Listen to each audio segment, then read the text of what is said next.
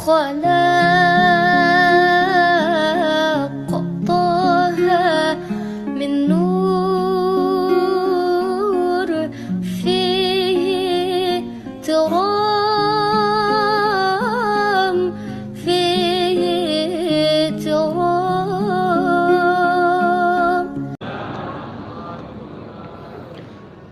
الحمد لله الذي أنعمنا بنعمة الإيمان والإسلام، والصلاة والسلام على أشرف الأنام نبينا وحبيبنا وشفيعنا وقرة أعيننا ومولانا محمد صلى الله عليه وسلم. سبحانك لا علم لنا إلا ما علمتنا إنك أنت العليم الحكيم. Rabbi yassir wa la tu'assir ya Rabbi tammim bi khair. Kita memuji Allah dengan mengucapkan kalimat Alhamdulillahi Rabbil Alamin.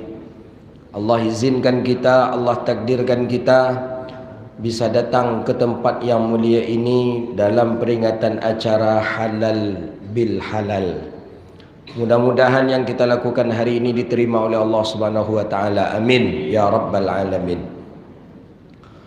Salawat dan salam kepada Nabi yang agung, Nabi yang mulia, Sayyidina Rasulullah Muhammadun sallallahu alaihi wasallam. Allahumma salli wa sallim ala nabiyyina Muhammadin wa ala alihi wa sahbihi ajma'in. Salawatu Rabbi wa salamuhu alaika ya Sayyidi ya Rasulullah. Bapak Ibu yang dirahmati Allah, kajian kita hari ini tentang halal bil halal. Acaranya bahasa Arab, tapi orang Arab tidak tentu apa artinya. Karena tidak ada orang Arab memperingati halal bil halal. Jadi pernah dulu ada kawan kita datang tahun-tahun 2000, 2015, 2016. Jadi ada halal bil halal. Dia orang Arab. Ish halal bil halal katanya. Dia tanya, apa halal bil halal tu katanya. Tak ada, maaf-maafan kata kami. Keceknya kalau ada halal bil halal berarti adalah haram bil haram keceknya. Jadi mau dia apa pula haram bil haram tu kata dia. Tak, yang ada cuman halal bil halal. Itu ada di Indonesia. Halal ni kan sesuatu yang mulia, tu halal. Makanya mulianya halal, awak taluk meminum air ko kini ko dia ada label halal. Dia halalnya ko lah awak yakin kalau ikut ko airnya elok. Ada label halal. Berarti halal tu baik. Halalan thayyiba. Halal lagi elok. Acara halal bil halal. Elok dan elok. Jadi tak ada sedikit pun di halal bil halal ni acara yang tak elok. Halal bahasa Arab, lawannya haram. Ini tanda bahawa bahasa Arab dari dulu sudah ada di negeri kita. Halalun, halalun bayyinun wa innal haramu bayyinun. Yang halal tu nyata, yang haram tu nyata. Sering kita mendengar kalimat halal itu di mana? Di Makkah, Madinah. Mana jemaah yang berangkat haji, berangkat umrah, itu sering mendengar halal itu. Haram sering juga. Ketika awak berjual beli dengan pedagang, ada sajadah. Sajadah tadi harganya 50 rial. Awak niat sajadah ni. Kita tanya, hadza kam? Kam ini berapa kata kita? Ni jawablah dia orang pedagang Arab tadi, 50 rial. 50 rial, 50 rial keceknya lah. Karena kita lah biasa menawar mago barang, tiba di Makkah pun tak bawa mago barang pak. Biasa tawar menawar di Siko, tiba di Makkah pun tak bawa tawar menawar pak. Ditawarnya barang punya orang Arab. Keceknya ke orang Arab 40 rial. Kecek pedagang tak 50. Kecek apa tadi 40. Kecil pedagang 50. Akhirnya keluarlah kata-kata yang diucapkan oleh pedagang tadi. Apa kecil pedagang tadi? 50 halal, 40 haram. Itu kalimat halal bil halal ni. Dek orang ko ibu tadi ko japak tadi ko lah terbiasa jual beli di Pekanbaru, nyo baliknya keceknya 40 halal 50 haram katanya. Cadik-cadik jemaah haji jemaah umrah ini Pak mula mendengar tu. Padanya nak pandai bahasa Arab, nak pernah kuliah ke Arab dah. Tapi halal haram tu tentu dia. 40 halal 50 haram keceknya. Nyulang pula balik di orang Arab model itu. Jadi kecil orang Arab tadi tak 50 halal 40 haram. Nyobalik dia ibu tadi. Akhirnya ambo mau tengok aja ke fakta. Dek orang Arab ko kareh dalam berjual beli. Nyobeklah dek ibu-ibu kamu dia di Pekanbaru Pak. Berjalan lambek-lambek meninggalkan kadai orang. Tujuan apa? Supaya diimbau dek mereka ke itu. Model di Pekanbaru lah, jalan lambai-lambai. Jadi ambil lah. Lah balik apa mereka? Tambah 5,000 lady. Ya kan itu biasa kan? Arok ibu, kau gituan dek orang di Arab. Rupanya ndak ada itu di orang Arab dah Pak. Ndak ada. Orang Arab tu kalau iyo indak. Iyo ambil, ndak tak anti ndak apa dah. Nyobel jalan dari ibu kalau melambat. Apa perhatian jemaah tu berlanjut. 40 saja, 40 sajalah. 40 halal. Ndak ni orang Arab dah. Berjalan lah lambai-lambai di muka kadai orang tadi. Lambai-lambai pai. Picik-piciknya. Nak nyimbau ada rumah je. Ya karih orang Arab gua kecil. Yang tadinya berdua saja. Ya karih. Ndak nyimbau lah dah. Akhirnya sampai ke tempat makan. Jam makan kan pulang dari masjid. Kan kita makan kebanyakan biasa ya. Makan, ketika makan tu lah datang jemaah. Ustaz, tolong belian kami sajadah. Cak tadi Ustaz, sajadah tu murahnya Ustaz. Berapa? 50 rial. Balik salah dia ibu. Ndak kami ago tadi tapi nak namuh dia Ustaz. Jadi biarlah harga 50 tu sajalah Ustaz katanya. Kalah orang kita di orang Arab. Akhirnya balik tetap 50 tu baru halal, 40 tu haram. Apa maksud halal di situ? Ridha. Ketika 50 rial ridha, ambil. Bagian piti kayaknya bawa barang. Itu yang disebut dengan ridha. Taqabul. Serah terima dengan kalimat halal. Jadi halal tadi elok. Halal yang kedua ridha. Ada halal yang ketiga maaf. Mana contoh? Ada tak di Sikoko daerah yang kampungnya Kota Kampar Hulu? Dulu 3 balai Kota Kampar, gini Kota Kampar Hulu. Masuk betul-betul sore Candi Muara Takus. Setelah itu ada Desa Gunung Bonsu. Itu 13 Kota Kampar. Mulai masuk setelah itu Kampung Tanjung. Ada nama kampung di situ Tabiang, ada kampung di situ Gunung Malelo, ada Subaliong, ada Bandur Picak. Terakhir Pandalian itulah Rahul ini. Ada yang pernah ada yang kampung situ enggak? Enggak ada. Dengarkan cara orang situ dalam minta maaf setelah lebaran. Di situ ada tradisi namanya jalang menjalang. Jalang menjalang tu setelah selesai solat, orang pulang ke rumah masing-masing. Di hari yang kedua ada jalang menjalang namanya. Jalang rumah kau ke rumah tu, rumah tu ke rumah tu, rumah tu ke rumah tu. Dan itu pakai suku. Ada kalimat yang unik yang mereka bahas. Apa kalimat yang uniknya? Ketika mereka bersalaman hari raya tu, kita kalau salam hari raya tu yang kita baca, selamat, memohon maaf lahir batin yo. Kan sampai situ saja kan? Salam mak orang tadi, mohon maaf lahir batin yo. Mohon maaf lahir batin, mohon maaf lahir batin. Mohon. Di situ apa bedanya? Apa bedanya? Ketika nyebut salam tadi, maaf lahir batin, halalan yo keceknya. Ada kalimat tambahan di belakang. Maaf lahir batin, halalan yo sama-sama halal wak yo nyanyalah. Pernah tak mendengar kita kalimat itu? Maaf lahir batin, halalan yo kece. Setiap orang berjumpa pakai kalimat halal. Jadi yang pas jadual ceramah ke situ mau tanyakan nenek mamak situ. Apa dek pakai tambah halalan puluh tu kata lo kan nenek mamak situ. Maaf lahir batin, halalan yo katanya. Apa dek pakai kalimat halal kan tu? Cukuplah dengan maaf lahir batin, maaf lahir batin, maaf lahir batin. Kau pakai maaf lahir batin, halalan yo. Apa maksud halal kan? Jadi kata nenek mamak tu, ustaz, di kampung kami ko ada tradisi. Apa tradisi? Durian berbuah itu punya bersama.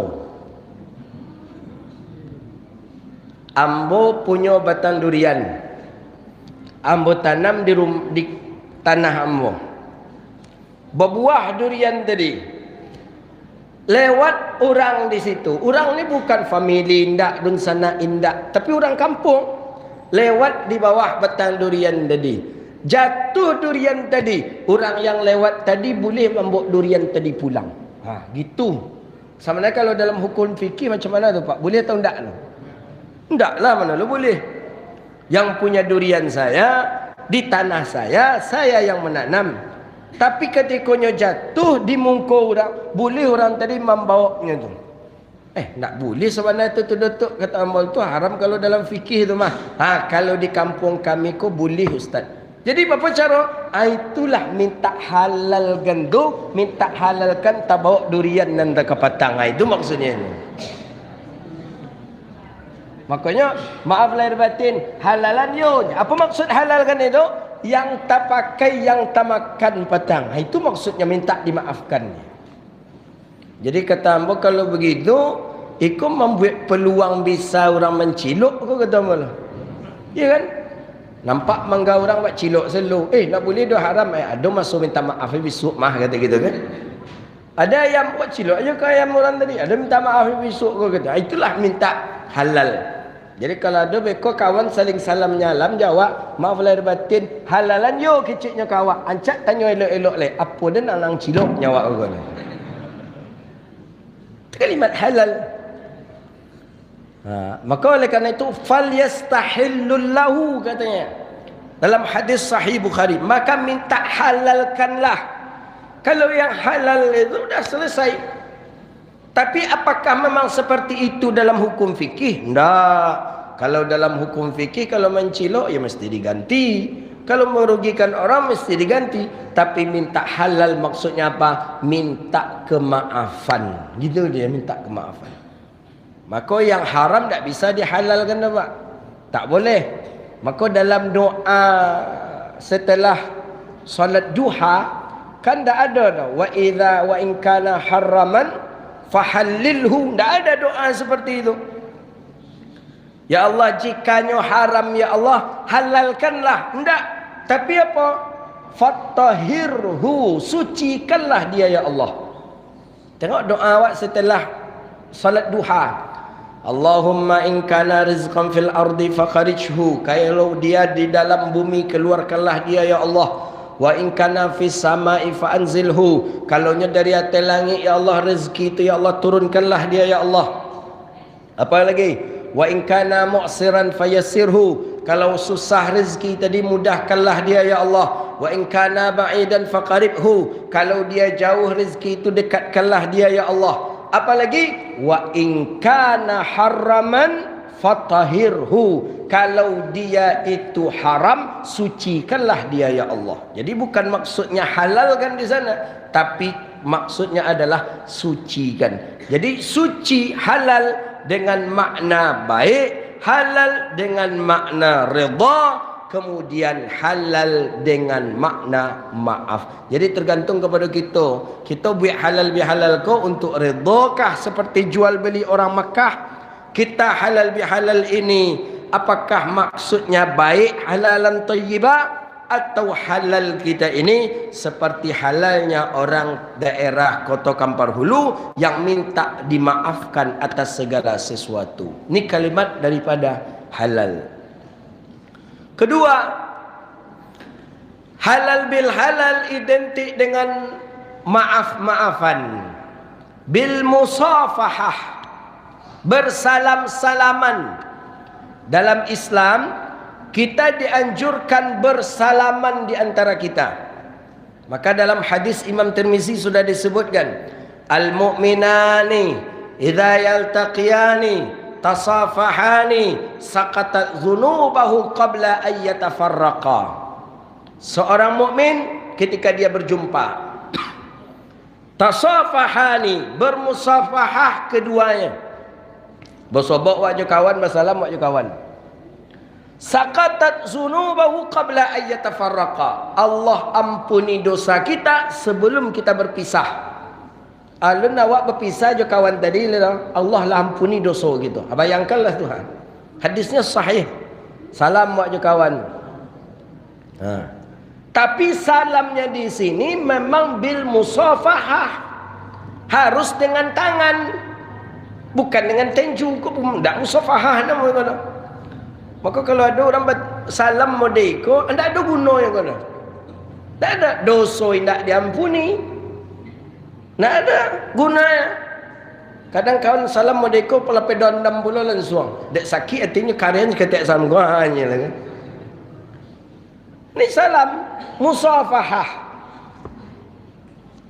Tasafah bil batnin kuffin. Maka dalam mazhab kita Syafi'i, tangan ni ada dua ni. Ada batin telapak tangan, ada zahir tangan. Ni batin. Kenapa batin? Karena koneksinya kepada batin. Bersalam wajah orang, langsung transfer batin kita ke orang. Habis dendam, habis kusumat, habis sakit hati, yang orang tu pun masuk ke dalam dada kita. Maka bernama batin. Maka dalam fikih mazhab Syafi'i, batal wuduk seseorang apabila dia menyentuh kemaluan depan atau belakang dengan memakai batin telapak tangan. Kalau awak ambil wuduk, awak singgung depan belakang tanpa batas, tanpa alas, dengan batin telapak tangan, batal wuduk kita. Jadi kalau ingin menyentuh, sentuhlah je punggung. Kok kata-kata gawi je punggung dah. Apa cara ustaz? Entahlah, pandai-pandailah bapak ibu cara apa cara. Ini disebut dengan batin. Maka dalam syariat ada 3 cara bersalaman. Yang ketiga-tiga ini ketika Covid hilang. Padahal 3 ini sunnah Nabi. Pertama, awak dianjurkan nek Nabi ketika bersobok bersalam. Salam tangan, tapak tangan je telapak tangan. Dalam kesunahannya tu memang berpacik tangan kawan tu tupak. Bukan asal modeko saja. Kalau ada orang bersalam jawab uci ujung saja, yang ada salam orang bencong. Modeko saja. Enggak. Batin dengan batin. Memang telapak tangan kau dan diadu je telapak tangan kawan. Maka itulah koneksi antara batin kita je batinnya. Transfer. Kosong hatinya, kosong hati kita. Tapi kalau terasa dandam dia awak, di kawan pasti dandam. Maka ketika itu, maafkan. Salam awak je orang. Bersalaman. Pertama, cara hadis Nabi yang kedua dalam Sahih Bukhari, bil muqabalah. Mana muqabalah? Dipeluk. Iko pun hilang semenjak Covid. Tak ada orang salam kini berpelukan, jarang. Jarang sekali. Dulu sering. Sudah nyoba salam, nyoba pelukan. Dulu. Sekarang jarang semenjak Covid. Semenjak Covid, cik salam kau jawab amalkan. Berpelukan pun jarang gitu. Jarang sekali. Awak buruk sangka, kau orang rumah pun jarang awak peluk. Kalau ndak ada hajat nak awak peluk orang rumah. Kalau ndak ada paralu lain nak awak peluk orang rumah tu. Tapi dia paralu kainyo atau pasu peluk je orang rumah. Sunnah. Yang ketiga bil mu'anaqah. Mana mu'anaqah? Cipika-cipiki. Itu sunnah hukum itu, Pak. Tengok dalam hadis Sahih Bukhari. 3 sunnah Nabi dalam bersalaman. Pertama, tangan. Sudah tu cipika-cipiki mu'anaqah. Setelah tu dipeluk. Itu sunnah Nabi. Siapa yang bersalam dengan cara yang 3, maka betul-betul Allah gugurkan daripada segala dosanya dan Allah terima daripada segala ibadahnya. Kita jarang. Sunnah Nabi yang dua mulai hilang. Hidupkan kembali. Ajar anak-anak kita balik, ajar cucu-cucu kita balik mengamalkan sunnah Nabi. Salam, peluk, cipika-cipiki. Cipika-cipiki itu kan bahasa apa cipika-cipiki itu? Tak tentu dah waktu dah. Pokoknya bahasa Arab namanya mu'anaqah. Pipi kanan je pipi kanan, je pipi kanan. Berbunyi kan sunnahnya.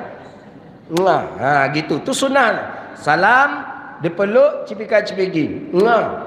Begitu sunnahnya. Perhatikan orang Arab dulu bersalaman seperti ini. Cuma laki-laki je laki-laki, padusi je padusi.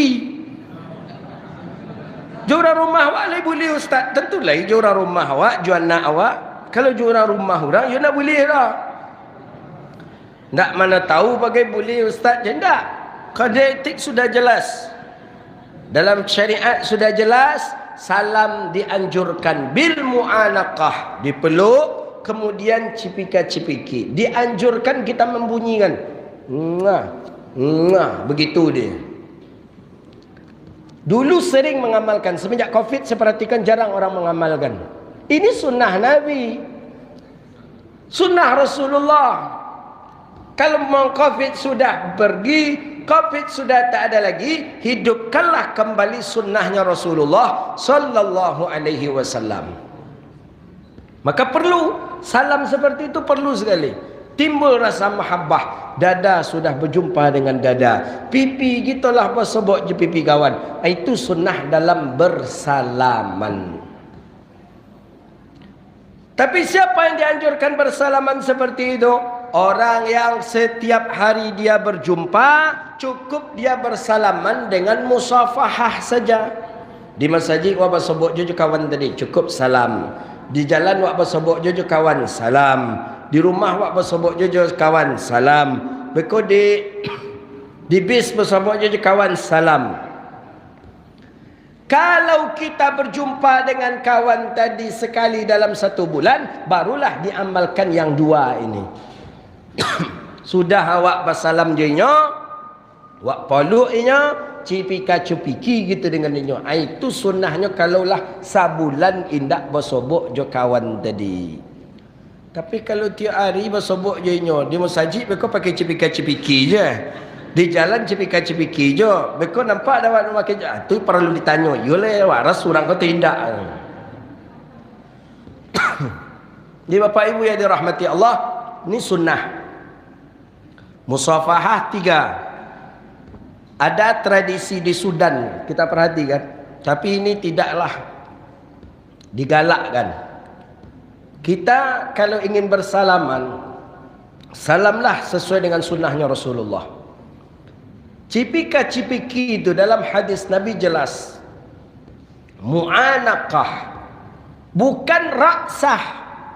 Kebanyakan awak bersalam, itu kepala je kepala. Model adu kambing itu. Celik pejabat-pejabat awak. Itu cara salam Yahudi. Salam seperti ini cara salam Yahudi. Dengan menggepal tangan. Kemudian kepala je kepala. Model adu kambing tu. Tidak. Syariat tidak seperti itu dalam Islam. Kalau ingin cipika-cipiki jangan kepala. Memang pipi bersobok je pipi kawan. Itu dalam Islam. Dan bahkan ada di daerah Afrika, di antaranya Sudan, kita perhatikan. Ada ketika awak bersobok je kawan tadi, nyepacik bahu kita sebelah kiri, nyepacik bahu kita sebelah kiri, awak pacik pula bahunya sebelah kiri. Jadi saling awal bersobok tu tak langsung salam. Tokok bahunya, nyetokok pula bahu awak dia. Saling pukul bahu. Cuman yang agak latihnya awak ketika-ketikanya teragak je awak, itu kancang tokok ni. Tegak-gegeko bahu awak dia. Lama nangku di Indonesia, teragak dan kangku. Tokok tadi kuat dia tu.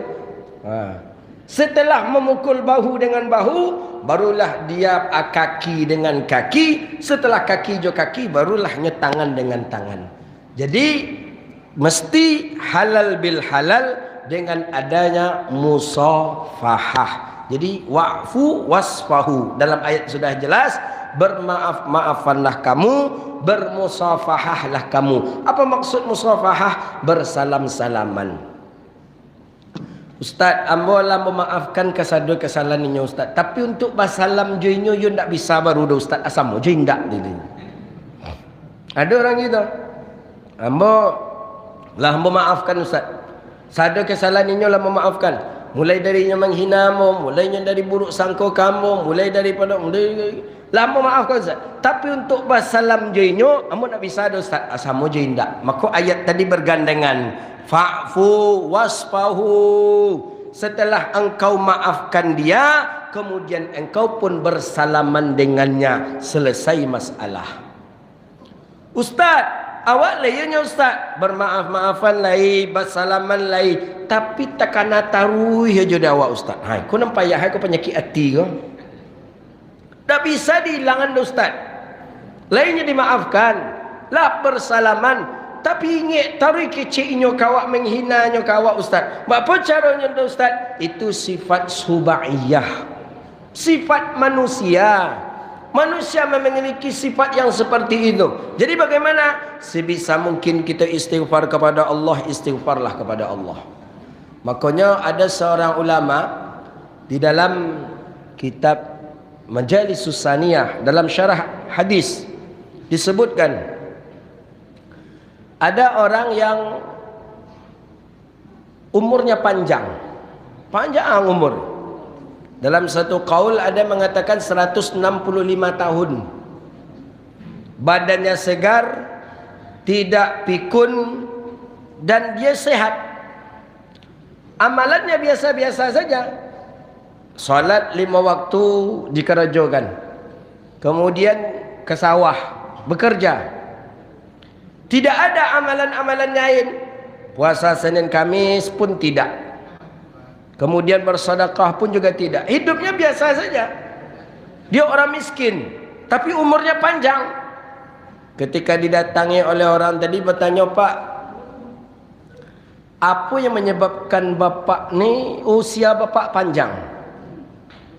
165 tahun. Orang-orang setelah bapa, orang-orang sebelum bapa sudah banyak yang meninggal dunia. Apa-apa dah alun Pak?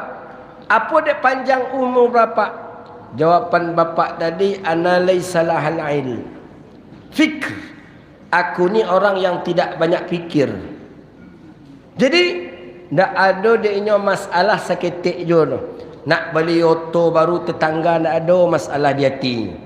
Nak merenovasi tetangga rumah tidak ada masalah. Nak menukar pagar tetangga nak jodoh. Nak beli TV gadang, nak mencat rumah. Tak ada seketik jua hati itu bermasalah. Kau kalau ingin panjang umur papa ibu-ibu, buat nama deko. Memang agak borek Pak, agak borek. Awak jangankan tetangga beli oto lah. Baru kerencana kamu buat karasi oto. Senyalah banyak tanya dia awak tu. Untuk apa itu nyobuat dia tu? Membuat oto apa tu kanya Bali dah tu. Ikon dari mana pitih dia tu. Pitih orangnya kaji dia tu. Dia pendek jumlah awak Pak. Kemudian apa lagi? Keceknya lah, sebelum aku tidur, aku sudah memaafkan segala kesalahan orang terhadap aku. Itunya konsep. Jadi kalau ingin wak panjang umur, sehat badan, ketika lalu tadi abuihan, habiskan. Ya Allah, aku sudah memaafkan segala kesalahan orang kepada aku. Aku sudah mengampuni segala kesalahan orang kepadaku, ya Allah. Dan aku bermohon padamu, ya Allah, ampunilah daripada segala dosa-dosaku. Hai koko yang enggak boleh Pak. Berat. Awak kalau loknya tak bawa juga masalah tu dia awak. Dia kurang ajar si anu tadi model itu kasar muncung yang kawak. Kalau lok awak tekana je ni si anu tu you memang ndak tentu juntuang dah awak nak membok inyo berhasil awak yang membantu inyo dulu. Model itu kecil kawak. Orang yang model kau orang pendek umur. Kalau ingin panjang umur, hilangkan. Ya Allah, ampuni dosa si anu tadi kepada hamba ya Allah. Ampuni dosa si anu kepada hamba ya Allah. Maka itulah dikonsep oleh ulama tasawuf apa? Ingatlah kebaikan orang kepadamu, jangan kamu ingat kebaikan kamu kepada orang. Itunya. Kalau itu awak pakai konsep, insya-Allah bisa memaafkan orang. Elok orang yang awak kana ke awak, jangan elok awak ke orang. Dia si anu tu memang elok keadaan ni. Nya bantu dan payah dan sekolah dulu, nya sekolah kan. Payah dulu nak makan, bagi makan. Payah dulu nak tempat tinggal, nyo pinjaman. Payah dulu nak kehidupan, di salangan dia nyo. Ingat kebaikan orang kepada kita, jangan ingat kebaikan kita kepada orang. Kalau kebaikan awak ingat ke orang, payah kita untuk saling memaafkan di antara kita. Jadi elok orang tadi awak kena-kena. Kemudian apa kata ulama tasawuf? Ingatlah kesalahanmu, kejelekanmu kepada orang lain, dan jangan kamu ingat kejelekan orang kepada kamu. Kau payah kau pak? Buruk awak ingat ke orang. Deh, si anu tu lah pernah dan zalimi, si anu tu lah pernah dan adu domba, si anu tu lah pernah dan caci maki, si anu tu lah pernah. Buruk awak ingat ke orang. Jangan ingat buruk orang ke awak. Kalau kita ingat buruk orang kepada kita, habis nak jadi kita memaafan di antara kita. Maka oleh kerana itu, tu konsep halal bil halal ini. Saling memaafkan, bermusafahah, bermuqabalah, bermuanaqah. Kemudian setelah itu barulah kita dengan saling ridha. Apa maksud saling ridha? Ingatlah kesalahan orang kepada kita, ingat pula lah daripada kesalahan kebaikan orang kepada kita, dan jangan kita mengingat kebaikan kita kepada orang lain. Bapak Ibu yang dirahmati Allah, Syawal lampiang habis. Puasa Syawal kalau alun karajokanlah. Syawal ini bulan kalau ulama mengatakan lebih mulia dari Ramadan. Apa dia gitu Ustaz? Syawal kub 6 hari kita berpuasa, itu sama je berpuasa setahun. Kalau Ramadan berpuasa kita selama 30 tahun. Syawal puasa 6 hari saja, tapi fadilahnya sama berpuasa je selama setahun. Cuma keutamaan Ramadan ada dalam Al-Quran, Syawal tak ada dalam Al-Quran. Tapi walaupun Syawal tak ada dalam Al-Quran, tidak akan sempurna ibadah seseorang tadi kalau dia tidak melanjutkan ibadah dalam bulan Syawal. Kebanyakan kita cik Ramadan saja beribadah ibu. Tiba di Ramadan baca Quran, tiba di Ramadan tarawih, tiba di Ramadan tahajud, tiba di Ramadan witir, tiba di Ramadan sedekah, tiba di Ramadan silaturahmi. Habis Ramadan, habis pula ibadah kali. Sampai untuk yang akan menjadi imam di masjid pun tak ada lepas hari raya tu. Pas semayang asar, zuhur hari raya tu imam mana? Imam pergi hari raya pula nyoleh. Muazzin mode itu pula. Jadi siapa nak azan? Nak azan orang nak tak pernah azan, inyo tak pasal azan. Jadi imam kadang inyo langsung jadi imam. Inyo imam, inyo azan, inyo qamat, inyo imam. Banyak masjid di Pekanbaru pas hari raya tu mode itu tu. Makanya hari raya Idul Fitri itu baru hari raya kecil. Kecil. Aidul Asghar. Yang besar tu mana? Hari raya Idul Adha. Cuman di kita terbalik. Di kita hari raya besar tu Aidil Fitri. Aidil Fitri awak mudik. Aidil Fitri membuat kuih. Aidil Fitri apalah? Membersihkan rumah. Aidil Fitri membuat lontong. Aidil Fitri besar Aidil Fitri di kita. Padahal Aidil Fitri itu hari raya kecil. Kenapa hari raya kecil? Karena Aidil Fitri itu sudah awak hari raya kini, besoknya kita lah dianjurkan berpuasa. Kalau hari raya Idul Adha ada. Hari raya Idul Adha, hari ko kita berpuasa 10 Zulhijjah. Raya maksudnya. 11 Zulhijjah belum boleh puasa tasyrik pertama. 12 Zulhijjah tasyrik kedua. 13 Zulhijjah tasyrik ketiga. 4 hari kita tak boleh berpuasa, bebas makan, bebas minum, dan dianjurkan kita mengucapkan kalimat takbir. Kau nyampe hari setelah. Cuman orang kita banyak yang gagal memahami makna hari raya.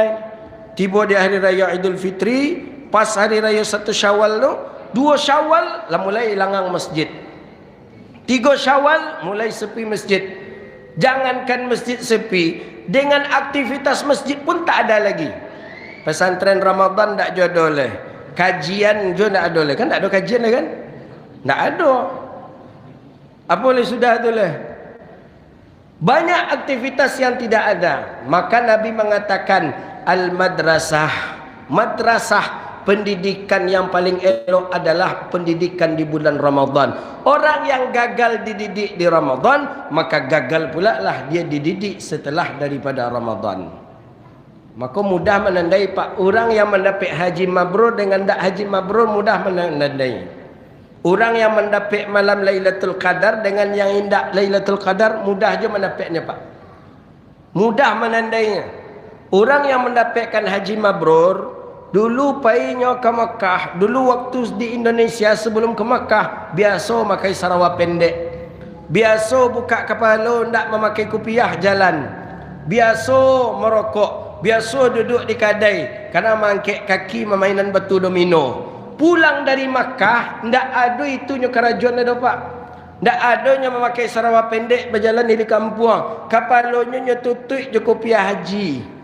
Nyetutui malunya. Ndak adanya duduk di kedai main batu domino lah dah. Ndak adanya memacik batu domino, ndak adanya memhampen batu domino. Tu tanda apa? Tadi orang hajinya haji mabrur.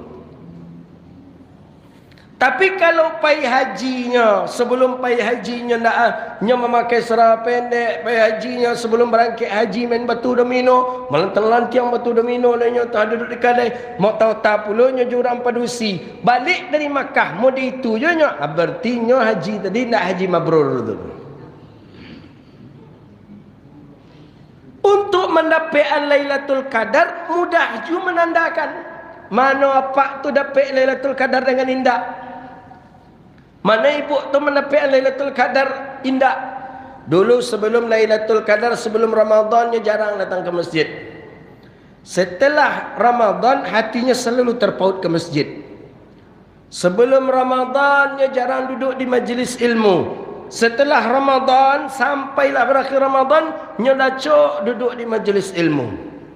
Sebelum Ramadan dulu jarangnya acoknya duduk di kedai kopi sambil main batu domino, sambil mauta, sambil apa. Setelah masuk Ramadan tak ada itu. Berarti orang tadi itu orang mendapatkan Lailatul Qadar. Begitu kata ulama. Kama annan nasu yajidul hajjal mabrur ka Ramadanun lil Lailatul Qadri. Sebagaimana kita mudah menandakan orang tu mendapatkan haji mabrur, maka begitu jugalah kita menandakan orang itu dapat Lailatul Qadar. Kira-kira di Muhajirin kau nampak ada apa-apa yang dapat Lailatul Qadar? Lebih banyak alhamdulillah lah kalau ia lebih banyak. Kalau nak dia introspeksi diri kita. Awak le dapat Lailatul Qadar, le dapat Lailatul Qadar. Entahlah ragunya. Apa dia ragu? Kamu saji kau agak borek gini nampaknya. Ada tak ada Lailatul Qadar? Maka oleh karena itu Bapak Ibu yang dirahmati Allah Subhanahu wa taala, Ramadanlah selesai, lah di bulan Syawal kita, jangan berputus asa. Setiap bulan ada perolehan peruntukan pahala kemuliaan yang Allah berikan kepada kita.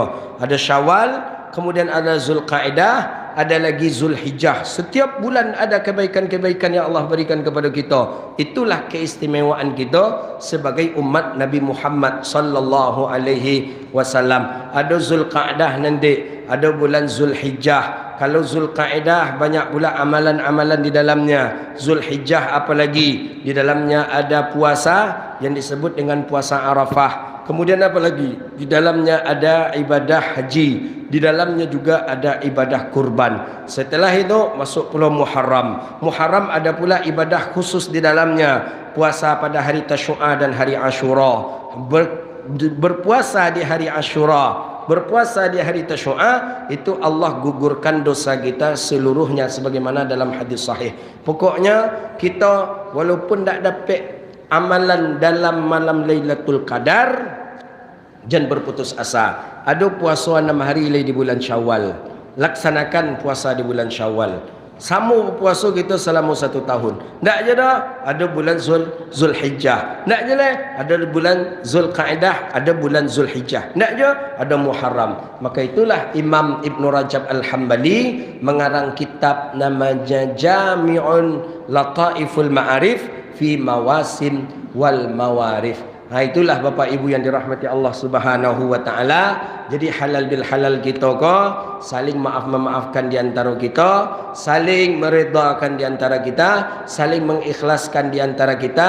Jangan ada lagi sombong, jangan ada lagi sum'ah, jangan ada lagi hasad, iri dengki di antara kita. Sifat iri dengki itu punyanya syaitan, punyanya iblis. Ketika awak iri saja di dalam hati awak kepada orang, berarti disitulah masuk iblis kepada kita. Hati-hati, betul hati-hati. Tak usah kita iri kepada orang. Rezeki kita kalau sudah cupaknya dari Allah.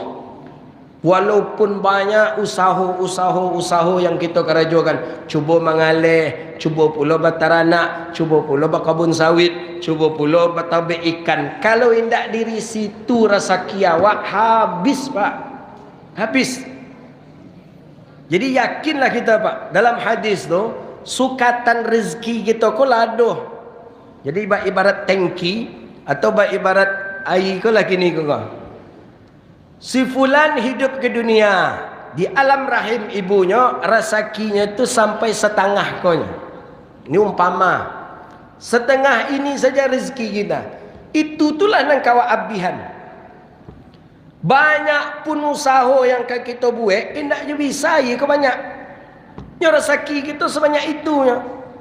Maka justru ada ulama tasawuf mengatakan tak usah membuat banyak jalur usaha untuk mencari rezeki. Kenapa? Semakin banyak lubangnya nanawak cari, semakin banyaknya keluar. Semakin banyaknya keluar, capeknya habis. Kalau nya habis berarti mati wala. Makanya ulama tasawuf mengatakan cukup usaha tu satu saja supaya seketiknya nang keluar.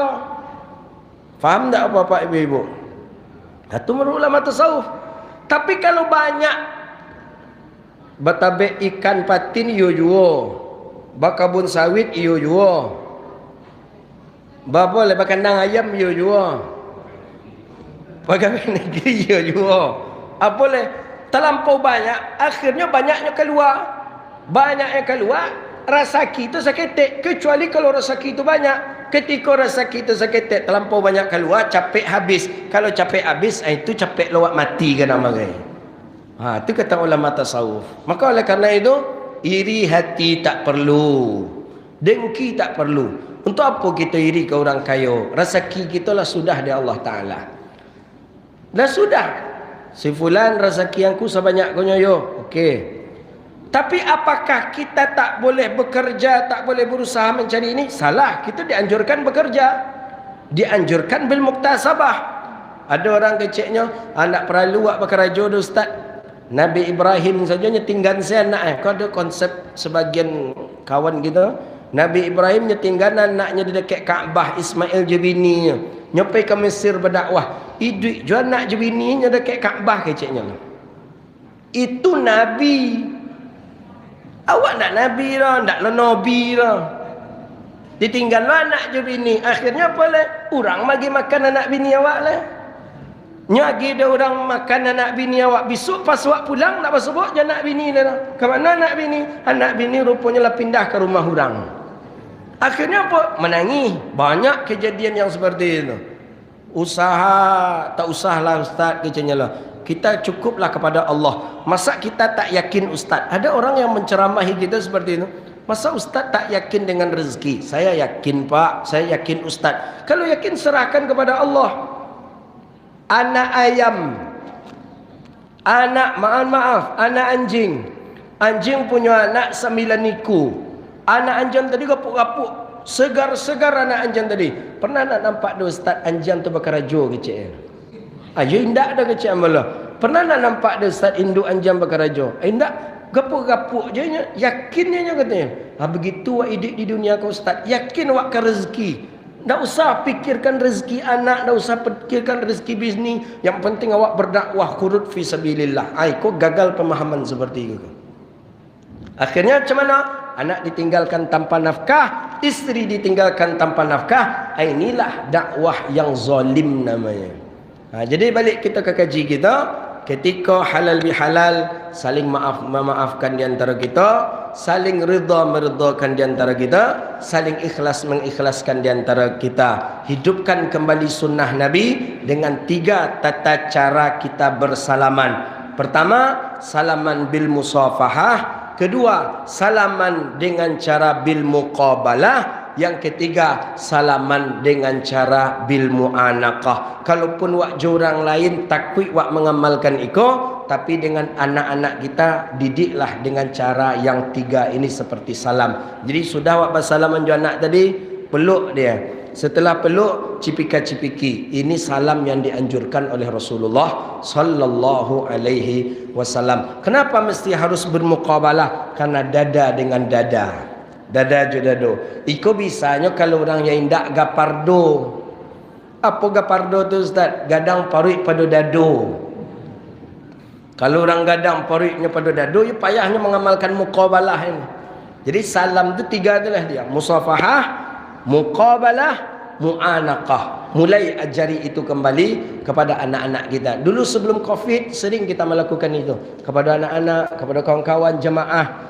Sering bersalaman kita, kemudian muqabalah, kemudian cipika-cipiki. Tapi semenjak Covid jarang itu kita mengamalkannya kembali. Itulah buah daripada halal bil halal kita. Mudah-mudahan kita setelah halal bil halal ini saling ikhlas mengikhlaskan, redha meredai, tidak ada lagi khusumat, tidak ada lagi sum'ah, iri hati, tak ada lagi di antara kita. Habis mulai kita daripada yang suci, saling memaafkan di antara kita. Ingat kata Nabi SAW. Apa kata Nabi? Man qata'ani qata'ahu Allah. Siapa yang memutuskan hubungan di antaranya, maka dia juga diputuskan hubungannya oleh Allah. Ingat kata Nabi SAW. Man qata'atar rahim qata'at tariqahu ilal jannah. Siapa yang memutuskan silaturahim, maka Allah putuskan pula lah jalannya menuju surga. Awak ingin masuk surga, yang pertama kali adalah saling memaafkan di antara kita. Jalin hubungan silaturahim, jangan sampai ada dendam di antara kita. Itulah kajian kita. Mudah-mudahan bermanfaat dan Allah berkahi kehidupan kita dunia wal akhirah. Amin ya rabbal alamin. Memang setelah kajian halal bihalal ko identik dengan makan-makan. Tarikh model itu.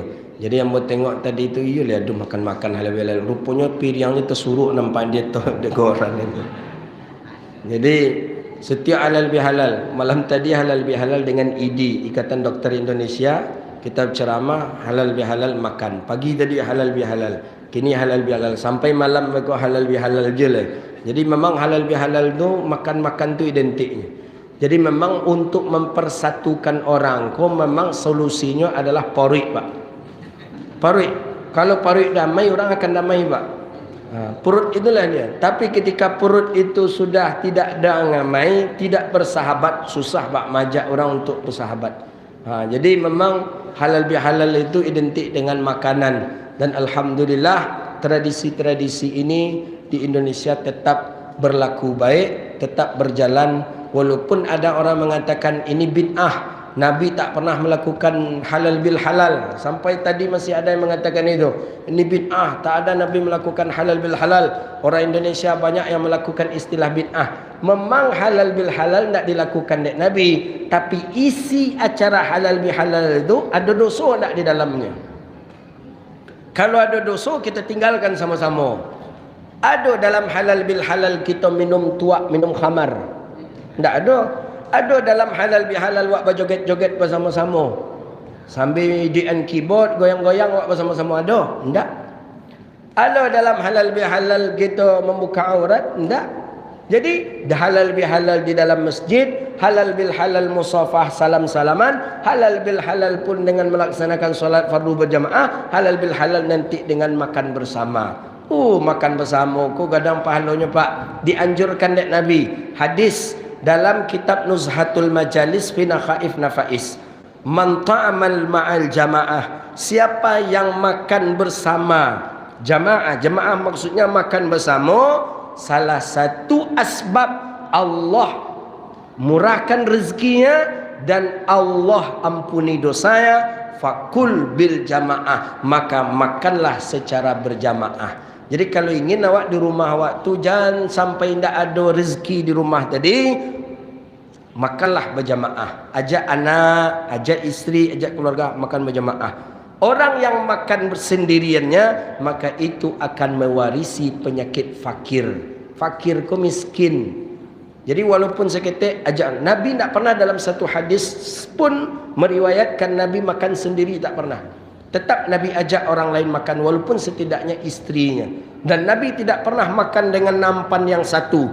Tetap nampan Nabi satu, orang di dalamnya 2, 3 dan bahkan sampai 9 orang. Berapa nak nyelawih nampan Nabi ini? 9 orang makan di nampan Rasulullah sallallahu alaihi wasallam. Kita ndak, maka oleh kerana itu awak berbeza-beza. Bini makan di muka TV, laki makan di ruang tamu, anak makan di dalam kamar sambil main handphone. Fathtalifa qulubakum, maka itulah Allah selisihkan daripada hati kita. Berbeza, lain kecek laki, lain kecek bini, lain kecek anak. Kenapa? Karena makan sudah tidak bersatu lagi. Maka makan tu menentukan itu, Bapak Ibu yang dirahmati Allah. Kalau awak masih makan satu tempat, insya-Allah hati kita masih Allah jaga. Tapi kalaulah berbeza-beza kita makan, fathtalifa qulubakum, Allah pun akan menselisihkan daripada hati kita. Makanya kalau ada orang minta nasihat kamu, Ustaz, ambo berumah tangga lah 8 tahun Ustaz, tapi dalam berumah tangga aku sering ambo cekcok dengan suami Ustaz. Kadang suami ko nak cocok dengan pendapat ambo, kadang pendapat ambo nak cocok dengan suami, kadang anak pun melawan kepada kami. Apa cara solusinya Ustaz? Pertama kali yang ambo tanya tentang makan. Bapa ibu makan bersama-sama atau enggak? Indak Ustaz. Kadang ambo makan di muka TV, suami makan di meja makan, kadang anak makan di ruang tamu, kadang enggak pernah makan. Enggak, itulah asbabnya. Jadi solusinya bagaimana? Makanlah di satu tempat bersama-sama, akan Allah wujudkan kembali hati kita. Itunya Bapak Ibu yang dirahmati Allah. Itu seketek cerita tadinya. Kalau ada realitanya di masjid kau, buatlah model itulah. Mungkin tak ada kan mengaku lah. Ambo model itu je di rumah tangga ambo yang tak ada mengaku gini tu dah. Tapi pasti ada mengecek, oh dia itu asbabnya mungkin taruh awak berselisih jual abang mungkin. Mungkin. Kalau ada amalkan itu. Jangan, Nabi marah betul kepada orang-orang yang tidak sama tempat makannya di antara dia berkeluarga. Hadza wabillahi at-taufiq. Rabbana atina fid dunya hasanah wa fil akhirati hasanah wa qina adzabannar. Allahumma faqihna fid din wa 'allimna at-ta'wil wahdina ila siratikal mustaqim. Rabbana zalamna anfusana wa illam taghfir lana wa tarhamna lanakunanna minal khasirin. Rabbana atina fid dunya hasanah wa fil akhirati hasanah wa qina adzabannar. Wa sallallahu ala nabiyyina Muhammadin wa sahbihi ajma'in walhamdulillahi rabbil alamin. Demikian, mohon maaf bila taufiq hidayah. Assalamualaikum warahmatullahi wabarakatuh. Terima kasih.